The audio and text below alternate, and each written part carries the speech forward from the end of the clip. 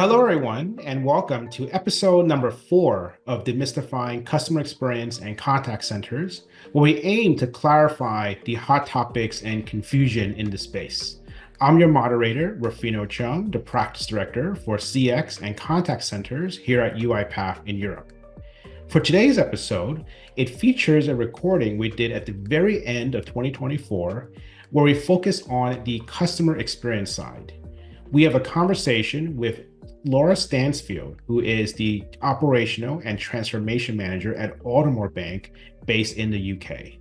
In our conversation, we discuss topics such as demystifying the common pitfalls in process transformation, how do we avoid these pitfalls by taking a customer-centric approach, and lastly, sharing some best practices and lessons learned. So without further ado, let's take you to the UK to Laura at Aldermore Bank. All right, well, let's get started. Good morning, everyone, and welcome to our session on avoiding the pitfalls in process transformation. Put your customers first. I'm your host, Rufino Chiong, and I'm also the Practice Director for Customer Experience here at UiPath in Europe. Now, before we begin, one very quick housekeeping note. If you have any questions, please use the Q&A feature to ask your questions. Time permitting, at the end of this session, we'll get to your questions then. If we do not have time, we'll make sure to connect with you one-on-one after this session. So why don't we begin by giving you some context in terms of the genesis for the session. Back in October, we had an event in London on the topic of end-to-end process transformation. And the overwhelming feedback from the attendees is they wanted to hear much more from one certain speaker and one certain client of ours at UiPath. And that one certain speaker and client is Laura Stansfield from Aldermore Bank. And so for today, we want to do a deep dive into some of the questions we had at that session back in October on topics such as what exactly are the common pitfalls in process transformation? Number two, how exactly can taking a customer-centric approach help us avoid those pitfalls? And then lastly, what are some of the best practices and learnings in process transformation? So with that, Laura, welcome back. Thank you very much for joining us today. And for those attending today who are not at that session back in October, can you tell us a bit more about yourself, your background, and also about Aldermore Bank as well? Sure. Thanks, Rufino, and morning, everybody else. So yeah, Laura Stansfield. I've been at Aldermore Bank for just coming up to a year, actually. So I lead our automation program here. I've been in the automation space for about 12 or 13 years now, various roles. I've been the customer, I've worked in partner type roles. And prior to Aldermore, I actually did 5 years at UiPath. So I've been on every side of the fence. For those of you that haven't heard of Aldermore Bank, so we are a retail bank. We deal specifically in motor finance, property, mostly commercial sort of lending, and then we've got specialist savings and asset finance as well. But thank you for having me. Lovely to be here. Yeah, thank you for joining us. And I believe congratulations to you and your team for winning the Silver Award at the UK Business Tech Awards the other month. Tell us a bit more about that. And again, congratulations. Yeah, thank you so much. Really pleased to be able to say we're now an award-winning team, which is lovely. So yeah, we won the award back in November for transformation through technology. So I guess it's just a really nice accolade to some of the work that we've done over the past sort of 12 to 18 months in the bank. Yeah, and I think the perspective that I would love for you to share with us today is both as a award-winning team at Aldermore Bank, but also based on your many years experience working with clients at UiPath as well. So why don't we get started and talk about the guiding principles for today? And if we think about the idea of process transformation, one way to help us avoid those pitfalls is by taking a customer-centric approach. And specifically, we have 3 imperatives. The first one, in terms of the action we should take, is we need to capture and understand a holistic view of the customer and process. Number 2, in terms of the outcome, it is to reduce effort for our customers and employees. And then finally, from the perspective we should take, is both matching our internal view of the process and match it and align it with the customer's view of the process. So in the session today, we'll get into each of these three imperatives in detail, and we'll start first with capturing that holistic view of the customer and process. So before we even get into the slides, let's get Laura into the conversation.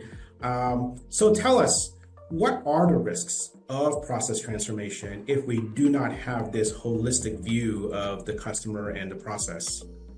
Yeah, thanks, Rufino. So yeah, I think one of the key points for me is absolutely, as you've said, we need to understand the process in its entirety before we think about going on that journey and how we can then transform that process. I think if we don't do that, there's a couple of sort of pitfalls that will hurt us along the way.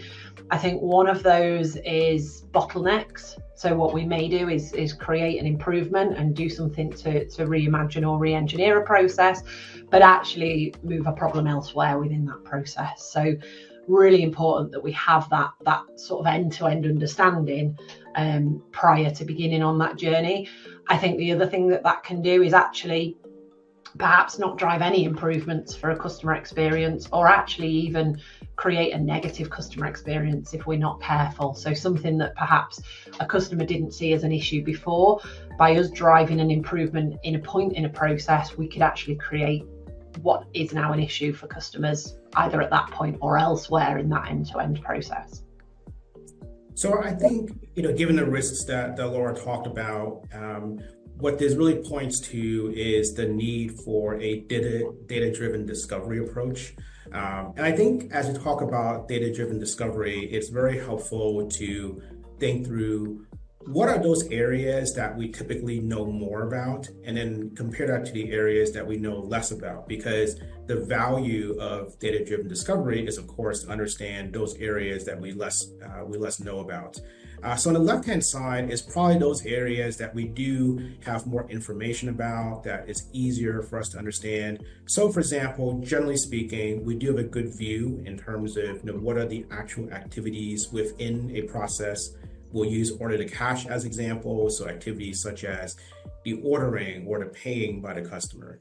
And then we also generally have a good idea about the key pieces of information for that process. So for example, again, using order to cash as example, the customer number and the order number. However, what is typically more difficult for us to understand is what exactly is the customer's experience engaging with us in our process. So for example, experience in terms of their pain points, their sentiment, but also equally difficult for us to understand is the expectations coming into that experience. So the experience that's formed by their previous interactions with us, their previous experience with our competitors, and then generally speaking, their previous experience with other suppliers that form those expectations. And so the problem that we have on the right-hand side of the slide is that typically speaking, we don't generally know what happened to the customer until after the fact. And normally is when things go wrong. So as we think about the value of data-driven discovery, the important points are here is number one, on the left-hand side of the page, how can we use data-driven discovery to understand not just the activities, not just information, but those areas of process variation. And what we mean by that is what are those areas of inconsistencies in terms of the activities and in the data and the actions our employees take that actually lead to pain for our customers.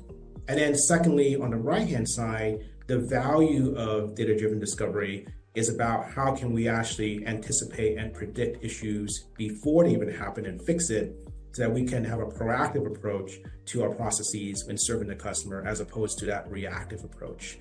And Laura, so given the value of data-driven discovery, what advice do you have in terms of an approach for conducting data-driven discovery? Yeah. So one thing I will say is, based on my current experience at Aldermore, based on kind of experience in the automation space over the last however many years, data is frequently the weakest point in customer experience and understanding our customer's journey. So I think the first thing is don't be put off by a lack of data. So don't, it's really easy to take a look, realize that we don't have it, and go, okay, there's nothing I can do here, let me focus elsewhere. I think the key thing is think about what tools you have got. So at Aldermore, our automation program is part of our wider design and transformation team. And so what that means is we're working alongside colleagues with lots of different skills and capabilities. That includes our Lean Six Sigma colleagues, continuous improvement, and actually we've also got our data transformation team that we work really closely with. So I think one of the things that we can do is use what we have in order to start to build out that data that we need in order to better understand that customer journey and that customer's experience. And I think the other thing to do is if you can, try and have a look retrospectively. So quite often there are activities that we've done in the past. When I think about perhaps a lean journey or a continuous improvement process, there may be points where you've mapped journeys, you've understood experiences, and actually there will be some data points that you can utilize from that with the work that you're doing. So the biggest thing is we don't all have it. It's a weak point for lots and lots of organizations. Don't let that put you off. Yeah, and it's interesting. I think some of the key themes to talk about is getting more value from the data we have already, right? Either number one, perhaps that's a half glass full versus empty approach in terms of viewing our data, but then also using it again. And that data can be applied retrospectively for sort of future analysis as well. Transitioning then, really to the second imperative is to take a customer-centric approach to our process transformation is thinking about the outcomes that we should take. Now, in terms of outcomes, of course, for any process transformation, there's always the goal of cost savings, productivity gains. But what we also would say is that if we want to take a customer-centric approach, a very important outcome is about reducing effort for our customers and also our employees. And this whole concept of effort comes from a book called The Effortless Experience. And for those of you who are unfamiliar with the book, what it really highlights is a comparison of two types of companies. You have a set of companies who are very easy to deal with as a customer, and a set of companies that are very difficult to deal with as a customer. And what's interesting is that in that research in the book, they compared what was the NPS scores as an example between those low effort companies versus the high effort companies.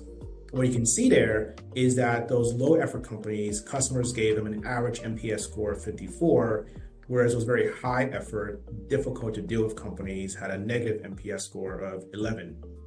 Now, the reason we wanted to focus on this concept of effort for process transformation is because many of the drivers of effort are very process driven. So what you can see here are the drivers of effort. So for example, is having processes where the customer needs to repeat themselves multiple times, where the customer needs to contact us and engage with us multiple times. It's quite frankly, having policies and processes where we have to endure them as a customer.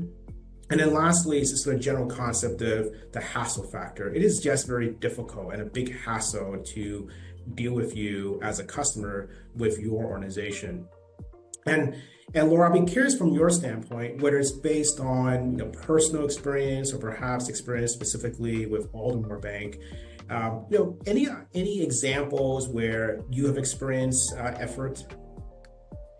Yeah, definitely rings true, this one, right? I think there's a definitely a reason why Amazon is so successful as the organization that it is. I don't know how many of you have tried to perhaps make a complaint or had an issue with a product you've bought from Amazon, and the process to deal with them is so slick. And quite often, 9 times out of 10, I know if I've ever had to do anything, my query can be resolved even with the chatbot. I don't even need to speak to a person. I can do it when it suits me at a time that suits me, and it's normally short and snappy. So yeah, really means a lot. I think the low effort versus high effort piece, again, something we do try and look at Our automation program sits within our customer experience function at Aldermore. So obviously that customer experience is key to all of the work that we are doing. An example of something that we delivered not too long ago, actually. So when we think about our car finance customers calling through to us, we do ID and V via the IVR wherever possible. So asking customers for some key bits of personal information in order to verify them, in order to take the call. One of the things that we were asking for was actually their finance agreement number.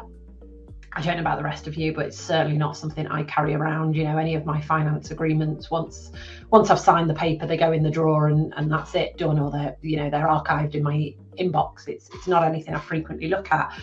So we recognise that as a customer trying to speak to us, if you had a query or something you needed us to action, it was really difficult to pass that ID and V, because quite often when you got to that question, people didn't know the answer or stumbled trying to find the answer quickly. So what we did, we were able to get approval to introduce car registration number through that ID and V process. So most of us know our car reg. Once we've owned that car for a couple of days, we've memorized it. So therefore coming through and doing that ID and V, much quicker, much simpler, much better customer experience, because what that also means is when you get through to the agent that's helping you, you've done that ID and V piece and time is already saved. You don't need to go through and repeat yourself with some of the data that you've already shared through the IVR. So, certainly making it easier for the customers. And I think building on top of that, the concept of effort can also be applied to employees as well, because in many cases, it's the employees that have to deal with the same process to serve the customer. And I'll be curious, Laura, do you have an example in terms of reducing effort for the employee side of it? Yeah, absolutely. It's not unusual for employees to have to deal with multiple systems, multiple screens when they're trying to service a customer and provide a seamless service. So making things accessible to people is something that we've been really keen to try and do. So take an example, if a customer's already requested a document from us, we may have sent that out, they may have lost it, and therefore calling back through to us to try and obtain that document, making sure that, again, that's really simple for that colleague to be able to get hold of that document and get it back to the customer really quickly at the click of a button. So no long processes where you've got to open emails, attach documents, send it to the customer and verify. We try and do things one click, simple, it's done, and the system or the automation in the background has then taken care of that. Fabulous. And any advice in terms of how we can go about reducing that effort or identifying sort of effortful activities and processes, either for customers or employees? Yeah, absolutely. I think the key thing is to continuously put yourself in the customer's shoes. So anything that you're doing, anything that we're thinking about when it comes to transformation, actually you need to put yourself on the other side of the fence. So how does this feel for me as a customer? What does this look like for me as a customer? What is this experience? So thinking about things like, the time of day that you can make contact, how you make that contact, and actually what information that customer needs in order to make that contact successful. So I think it's constantly looking at that process from a different lens, but being really mindful of that customer's view and that customer's perspective throughout. So I think the adage of putting yourself in the customer's shoes is always applicable. And I think that also transitions us nicely to the third imperative, taking a customer-centric approach, which is very much around understanding the perspective of our customers. And what's interesting here is we often find that there's a mismatch between how we view the processes internally versus how customers view the process. Now, we will admit that this example is more of a fun one, but if you look on the left-hand side, this is typically how a process looks like. And again, we'll use order to cash as example. You have many steps, many activities, and each box tends to represent perhaps a different person, perhaps a different department within the organization. If you compare that to how the customer thinks, they really see it as one big process, right? So in this case, they see it as one big process. They just want to buy from us, or maybe it's a second step in terms of buying again. I think the point is that from a customer standpoint, they really don't care about our internal steps. They just want to get things done. And so I think from that standpoint, customers tend to think end to end, whereas in many cases internally we tend to think more step by step. And Laura, I know it's more of a fun example, so I'll be curious to get a sense from you in terms of how big is that gap do you think there is between how we see the process internally as an organization compared to how customers see the process? Yeah, so I definitely think from my experience, we are getting better at doing that, but I still think there's a gap. We still have a tendency to get caught in the weeds. We still have a tendency to think about steps as opposed to that overall. So, I think if you look at the example on the left, I think there's 9 steps in that journey. We have a tendency to look at 1 or 2 of those steps and forget about the other, 7 or 8 that actually matter. And from a customer's point of view, they probably don't even care about those 1 or 2 because all they want to look at is the overall piece or the overall experience. We've used some tools that I think have been really helpful. So we tend to do a lot of customer journey mapping.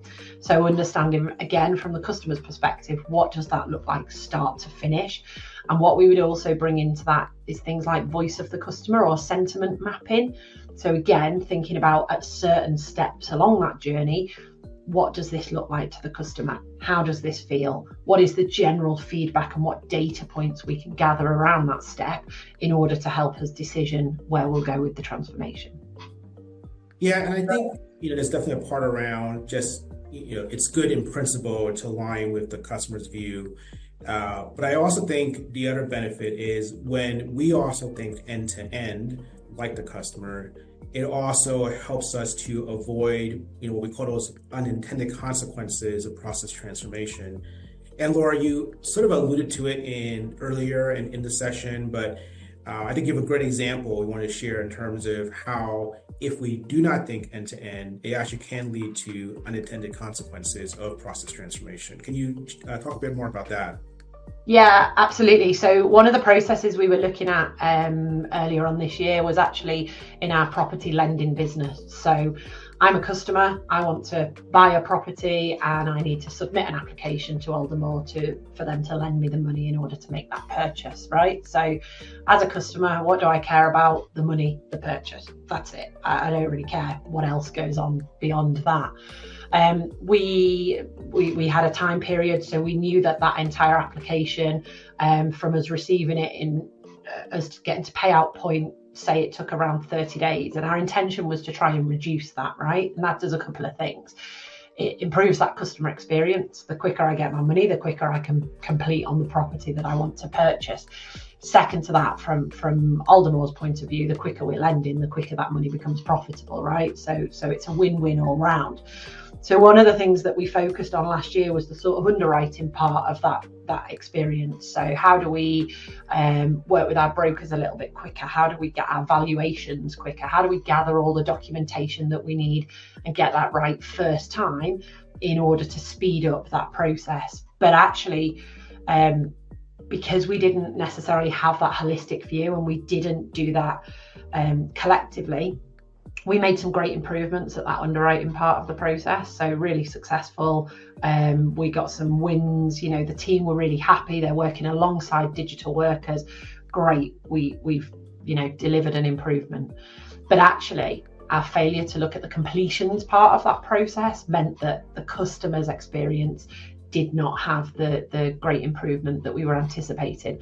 The reason for that was we'd almost moved the bottleneck further along in that journey. So underwriting that had been a pain point that perhaps caused lots of delays, lots of toing and froing, we improved that, we got it really slick. But actually what that meant was completions suddenly had a huge workload come their way a little bit quicker than anticipated.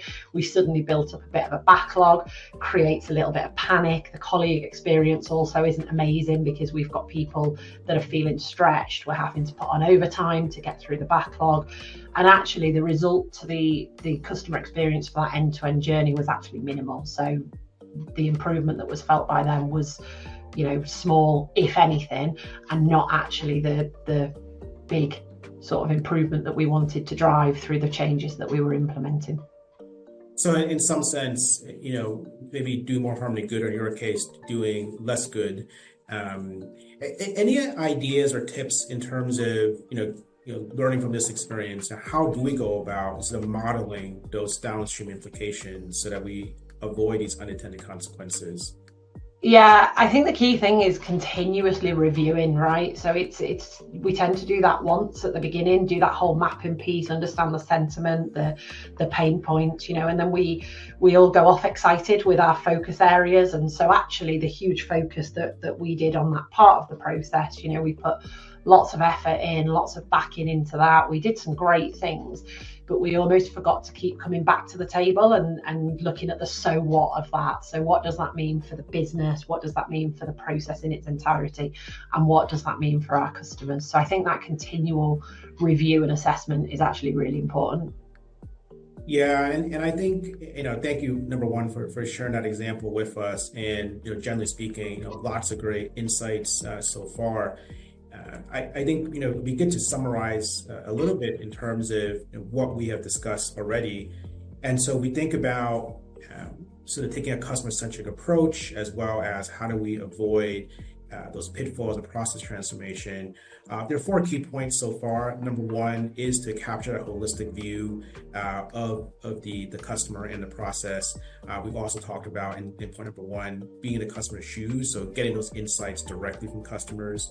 Number 2 is identifying those pain points that cause that hassle for customers and employees. Number 3 is to measure the process, not just in terms of our perspective, but also the customer's perspective. And then, as we just talked about, how do we make sure we anticipate and then mitigate against those unintended downstream consequences? What we want to do is that, what is these takeaways? How does it actually apply to process transformation? And so what we believe is that process transformation should be continuous, where each step actually feeds into each other. And technology and UiPath can play a big role in that, whether it's to help with the discovery, so discovering to get that holistic view of the customer process, then helping to prioritize by identifying those specific areas which causes, for example, effort and hassle, and then moving on to automation and AI to help improve those processes. And then, of course, following by the control and measurement. So again, getting both the customer and our internal view, and of course, scaling it across different departments and areas as well. So we have about a minute or 2 left. So what I want to do is to cover some next steps and then turn it back to Laura for some final words of wisdom. So firstly, if you are interested in the concept of customer experience, we released a paper with IDC on improving customer experience. What you should see coming up in the chat right now is a link to that research paper. And then secondly, when we start the new year on January 21st, we have an in-person event. It's an afternoon tea in London. And the topic will be a continuation of the themes about improving the employee experience as well as the customer experience. So let's turn it back to Laura for some final words of wisdom. What do you have as your parting thoughts for us? Yeah, so I think there's a couple of key things. Remembering the importance of data and those data points. So don't be tempted to plow on regardless without it, but also don't be put off if you don't have it. So it's, something is better than nothing. I think the other thing I would say is continue to put yourself in the customer's shoes. Don't forget what that feels like, what the customer experience is, but be mindful of that colleague experience as well. So we don't want to make life easier for our customers, but in turn, more difficult for colleagues. So very well said, Laura. We don't have time for Q&A because we're exactly on time. So we'll make sure to follow up individually after the session to your questions. Finally, 2 quick points. Number 1 is you should be getting a recording as well as the slides from this presentation shortly after the session is over. And then lastly, as we are now in December, wanted to wish everyone a happy holiday season. Thank you very much for joining us. Thank you very much for joining us for episode number 4. See you next time for our first set of 2025 topics, including demystifying AI and automation in contact centers, and demystifying the data in voice of the customer. Once again, I'm Rufino Chiong, and looking forward to seeing you next time.